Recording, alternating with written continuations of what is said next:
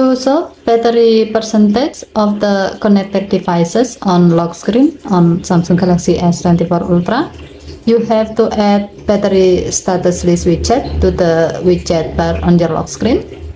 To do so, swipe down the top of the screen and then tap setting icon. Scroll down the screen to find wallpaper and style. Tap wallpaper and style and then tap the lock screen thumbnail. Tap the widget bar, tap battery, and then tap battery status list widget to add this widget to the widget bar. Tap done button to save the change.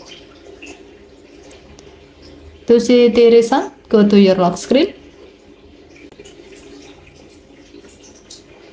As you can see, the battery status list widget is now be displayed below the clock. This widget displays the battery percentage of the 3 devices that are connected to your phone. As you can see in the screen, the widget shows the battery percentage of the phone, Galaxy Watch and Galaxy Buds. Okay, thank you for watching. Please help to like and subscribe. Have a nice day.